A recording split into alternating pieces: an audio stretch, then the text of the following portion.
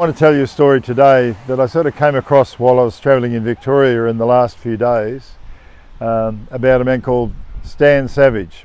We were down towards Morwell, that's where he was born, and he went to the First World War as a young guy, not very well educated, been a scoutmaster, Baptist Sunday school teacher, and he covered himself with great distinction. At Gallipoli, after the campaign up at Long Neck, he got elevated as captain, went to the Western Front and fought many significant battles there, got mentioned in dispatches 2 or 3 times, Military Cross, an extraordinary soldier, brave man, great heart for his men. He volunteered for a group of special soldiers to go to an odd place to the back of into Persia behind Turkey, and this 20 or so officers were meant to recruit what was left over of Russians and other forces to try and attack the Turks from the east.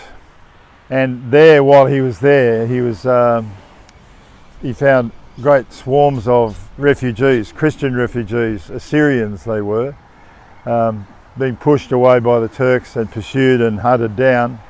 So he did an extraordinary thing, probably the thing he's most remembered for.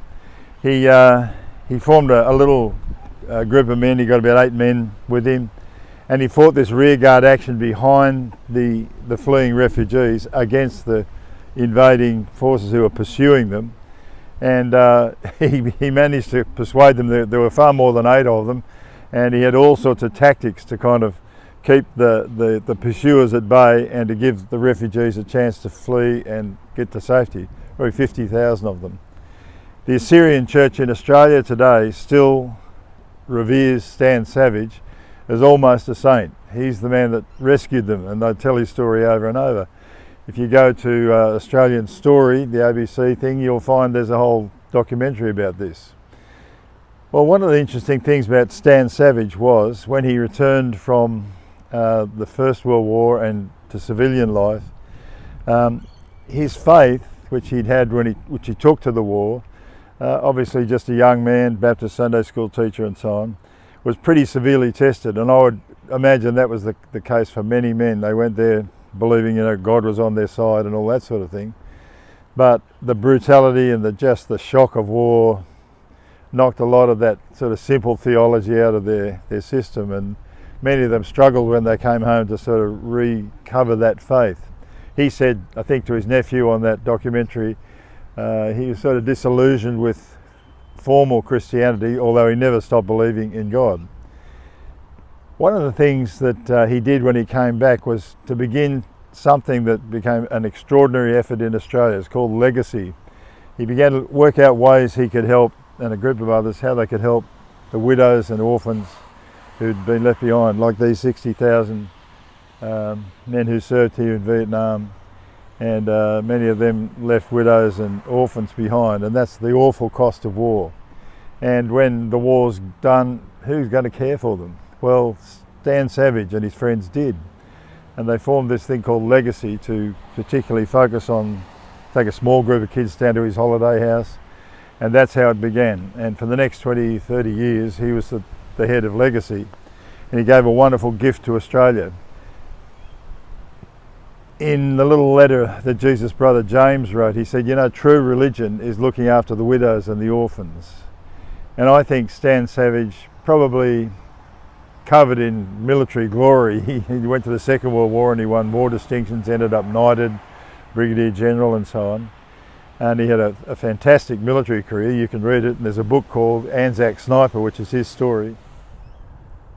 One of the things I wanted to say today was in many of the battlefields, and you see it here, commemorating a group of men who died in Vietnam, that we choose to use the ancient symbol of a cross, which the Romans designed as a symbol of terror.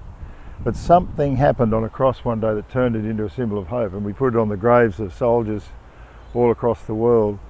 And here in this grove, it's to remember the Vietnam vets, that the Jesus who died on the cross, he wanted to lift up the fallen. He didn't take sides. And he said the right thing to do was to care for and love enemies as well as friends. And he left a benchmark in the world. And I think Stan Savige, when he began Legacy, that was his way of expressing his faith. It mightn't have been in church, it mightn't have been with formal religious words around it, but in practice he did it. He sort of placed something there for those who were bereft, bereaved, wounded in spirit, kids without dads. He gave Australia a wonderful gift, and I hope we never forget the work of a man like Stan Savige. I think it came out of his faith and his belief that, I think it was said at his funeral, his great legacy was that he really cared for his men. He didn't just see them as sort of cannon fodder, but he really cared for his men, and they understood that and they loved him for it. So here's to the memory of Stan Savige and these men and women who served Australia. And I think it's a great story, the story of legacy, the great legacy of Stan Savige.